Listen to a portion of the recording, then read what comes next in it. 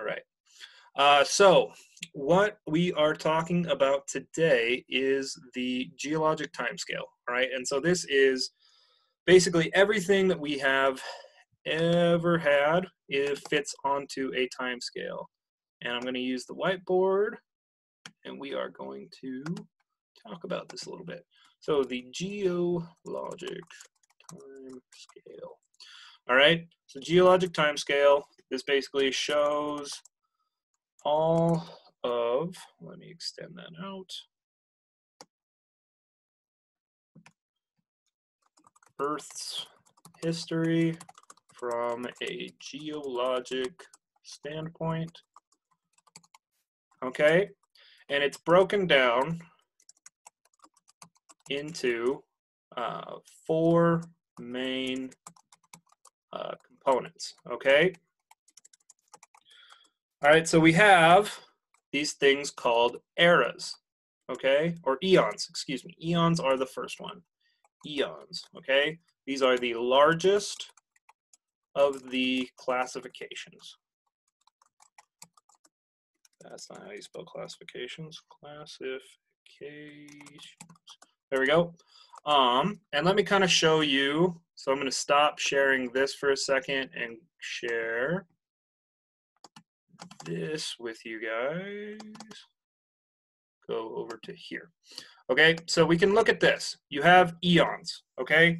And we have, someone's in the chat, McCrae, do we need to take notes on this? You can take notes on this, but again, I'm recording this and putting this on a YouTube, so on a YouTube channel, so you can look back at it later if you want, but it might be nice for you guys to have your own set of notes, so completely up to you. But anyway, so there is eons. The eons are the biggest thing. And we have 4 main eons that we look at. There's the Hadean, which is basically when Earth started. The Archean, okay, during the Archean time, this is where we have our first known life, which was about 3.5 billion years ago. There is the Proterozoic, and then what we are currently in, our current eon, is the Phanerozoic, okay? So eons are the biggest of the classifications. Move this back. So eons, largest of the classifications. Move that down just a little bit. There have been 4 eons, okay? The Hadean, this was when Earth first formed, which was 4.6 billion years ago, which we will shorten to BYA. Okay. Then we have the Archean, which is where life first formed. And then you're going to have the Proterozoic. Okay. Then the one that we are currently in is the Phanerozoic. All right. This is where most life has occurred. Currently in it. Okay. Now, our first 3 eons are called Precambrian time. Precambrian time. Okay, and this takes up about 90% of Earth's history. Okay, it's about 4 billion years of history was taken up during Precambrian time. So most of this was not going around when we had all this sorts of stuff. So this looks like it's shortened, but that's because this is not a whole lot. Obviously a lot was going on. The Earth was forming, all those sorts of things. But in terms of life, we had this thing called the Cambrian explosion, where there was a whole bunch of stuff going on. We had a bunch of new life forming in the oceans. So all those sorts of things, okay? Then once you have your eons are broken down into eras, okay? So the Phanerozoic eon is broken into the Paleozoic, Paleozoic, Mesozoic, and Cenozoic eras, okay? And so, let me go ahead and whiteboard again. Sorry, I'm going to be flipping back and forth between these two things a little bit. But anyway, eons are broken into eras, okay? And eras are generally going to be 10 to hundreds of millions of years old, okay? So eons are broken down into eras, okay? Then we're going to break down eras are broken even further down into periods, okay? And so something that you guys are probably familiar with is the Triassic, Jurassic, and Cretaceous periods, okay? And we'll talk about those. But so eras are broken down into periods, and then even smaller than that are these things called epochs, okay? And so we'll talk about periods are broken down into epochs, okay? And so they're all a lot shorter, okay? So kind of how you would do like biological classification, where you've got like your kingdom, phylum, order, all that sorts of stuff. We're going to have eons, eras, periods, epochs, okay? Epochs being the smallest one that we'll generally talk about. Are there any questions about that right now? Come on, open up. There we go. Thanks, Fa. All right, and so we can look at these, and let's go ahead and use the Mesozoic period, okay, or the Mesozoic era. It's broken down, like I said, into those three periods, the Triassic, Jurassic, and Cretaceous, okay? We are currently in the Cenozoic era, and we are in the Quaternary period. If you were wondering what the epoch that we are currently in, it is the Holocene epoch, okay? During the Quaternary period, there have been two different epochs. We are in the second one, all right? And so that's just kind of how we break things down so we can look at them a little easier in terms of how all this goes, all right? Does anybody have any questions right now? So just talking basically about eras, eons, epochs, periods, all those sorts of things, because it will make more sense to you guys if you understand those right now. So let's go ahead and talk about the Earth, okay? So in order to talk about the Earth, we have to talk about our solar system a little bit. Does anybody know how many planets are in our solar system? I'm going to stop sharing there. Anybody can answer that?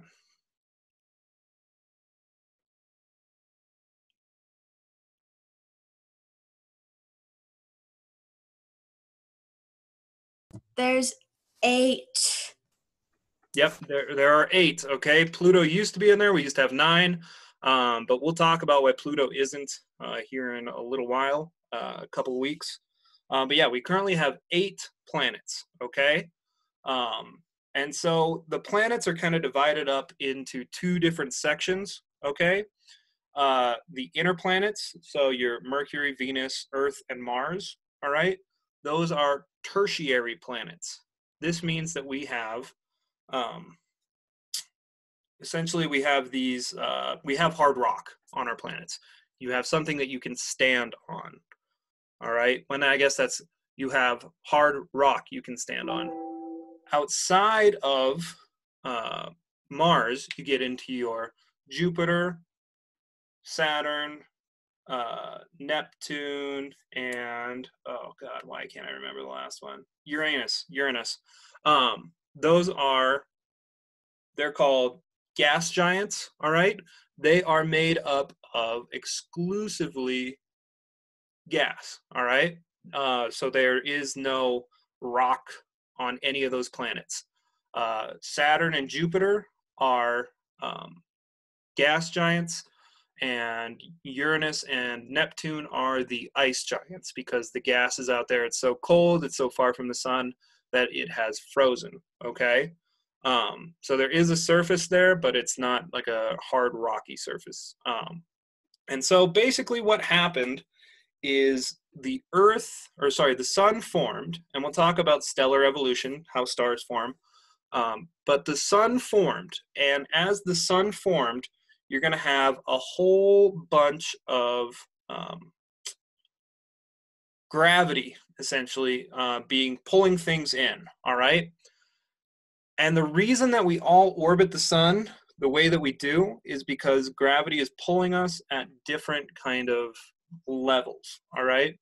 And so when we have the Earth being formed, it's because, and the reason that the inner four planets, your terrestrial planets, have hard rocky stuff is because those have, obviously, the most dense materials are moving in towards the sun. They're being pulled in closer due to the sun's gravity.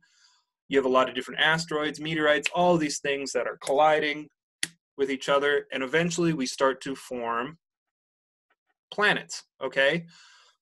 Farther out, there's enough gravity to pull in gases, but the gases don't get pulled in all the way due to the fact that they don't have a lot of mass, and so you are going to form your gaseous planets, okay?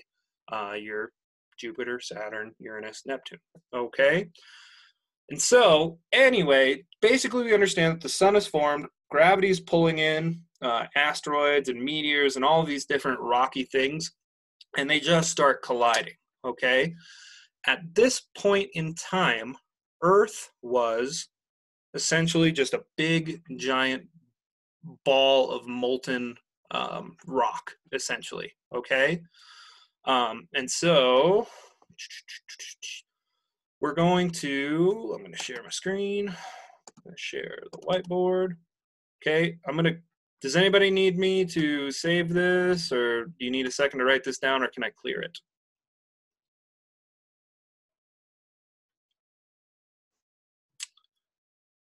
I'm going to clear it, okay? So I'm going to clear that. All right, with the Earth, all right, it's beginning to form. What a wonder. Oh my God, that's terrible. All right. Oh, perfect. All right. So the Earth has formed. All right. And it's pretty much completely molten. All right. This is due to when things are passing in. The Earth does not yet really have an atmosphere. It does not yet really have anything to create friction with it except for the rocks hitting it. All right. As the asteroids and everything are hitting the surface of the Earth, all of that creates a lot of friction, a lot of heat, and due to just kind of the pressure of everything forming, the Earth starts to become molten, all right? What happens to when you have molten things, right? If you have liquids, let's say you put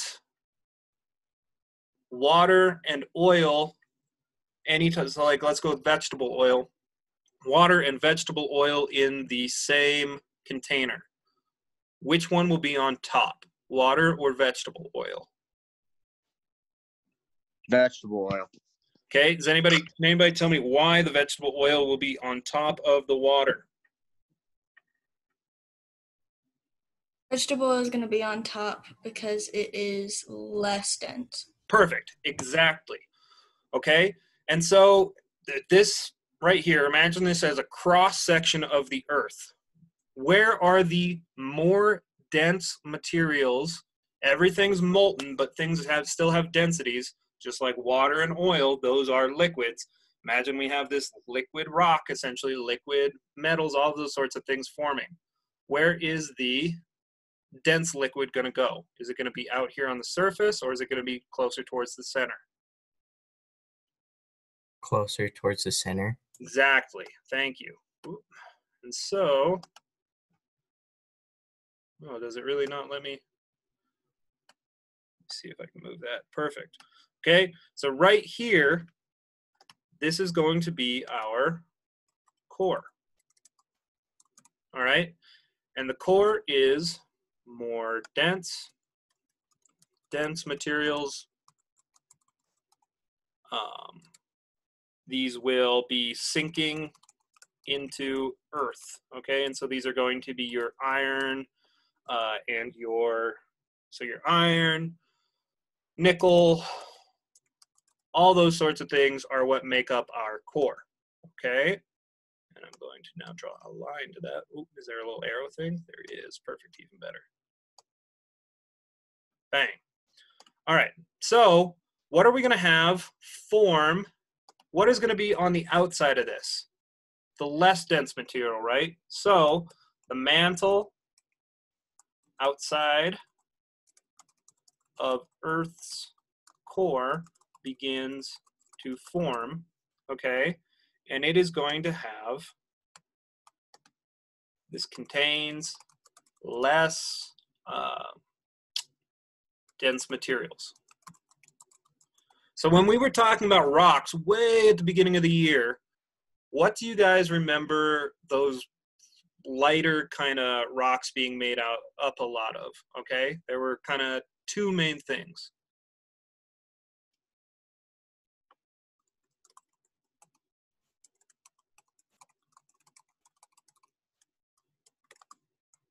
So the things that these contain are going to be silica and oxygen. All right, and so we've got a lot of silica and oxygen that are forming around the Earth, okay, in terms of this, right around, right around the mantle, all right? Eventually, what is going to happen to that mantle as things start to calm down, especially the outer part of the mantle? And anybody can answer that. Go ahead and put blue.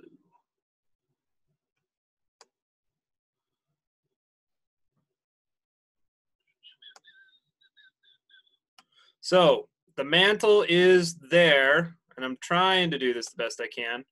What do you think the blue circle is going to represent? So remember, the mantle is stuff that has been kind of liquefied. It's a semi-solid. It's the crust. Yes, okay. And so we have the, I'm going to go ahead and move this over here. Okay, so you have the crust. Okay, the crust will begin to form as, let me extend that out, as Earth's surface cools. Okay, so as the, gravity kind of has already happened where the sun has pulled in a bunch of stuff, at this point there's not as many collisions happening, all right? All of these sorts of things. So the Earth begins to cool, the crust begins to form, okay? And we get solid surface, all right? So the sun has a gravitational pull, but now that the Earth is also this big ball of stuff, right? We are going to have our own gravitational pull, okay? What kind of stuff besides the solid material are we going to start forming?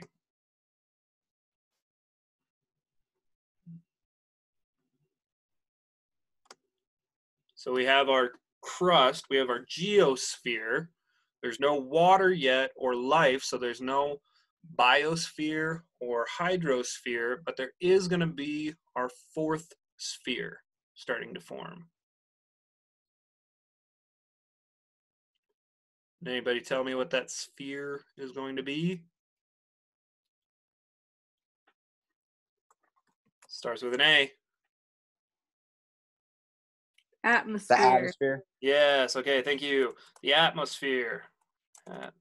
Atmosphere. Ooh, geez, I almost forgot how to spell that. Okay, so the atmosphere. Gases begin to form around Earth, creating layers of gases. Okay, and primarily the gases that we're going to have out there are going to be hydrogen, nitrogen. There's going to be a little bit of helium, okay, some argon. But what is there not really, especially when the Earth is still molten?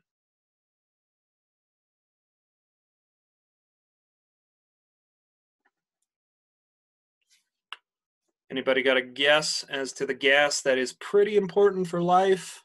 Oxygen. Yes, okay. There was no oxygen, or at least very little oxygen. So no oxygen yet. Okay? And so when we have all of these things starting to form, we're getting the basis of a planet. We're forming the solid ground. We're forming an atmosphere around it, but we don't have anything to create life. The two things that we really need to create life are water and oxygen, okay? So how did we get both of those? Well, what is going to be contained in the mantle? What two things? We talked about silica and then oxygen. Oxygen is in the mantle, right? So as this crust begins to cool down a little bit and start to form, it starts to form solid rocks. Well, these rocks, as they form, they release gases, okay? As the rocks harden up, they're going to release gases. So what is going to happen as the crust begins to harden? What's going to be released into our atmosphere? Oxygen. Perfect. Yes, oxygen, right? Oxygen gets released out into the atmosphere, okay? And we already had hydrogen, and now we have oxygen. So when those two things come in contact with each other, what starts to form? Water. Yes, water, because water is H2O. So you have two hydrogens and one oxygen, okay, for every water molecule.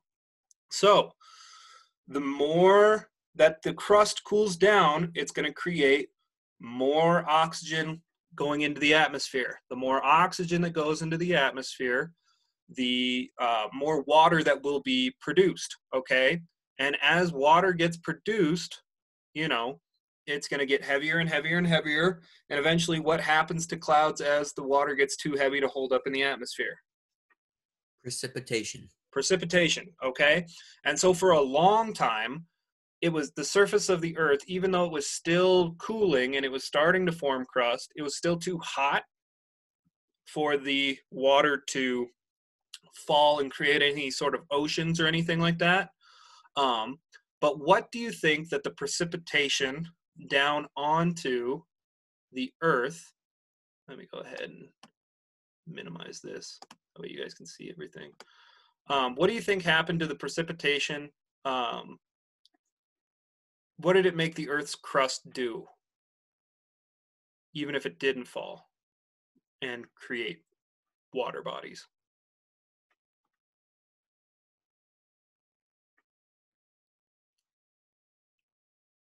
So I guess here, let me rephrase that question so it makes sense.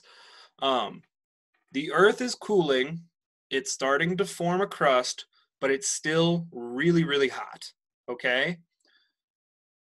As it cools, it releases oxygen, and that oxygen combines with hydrogen to make water.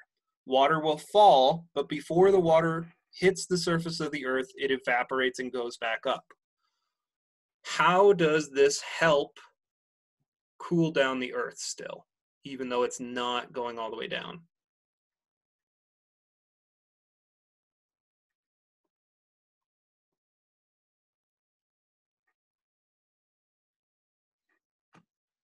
Anybody got an idea?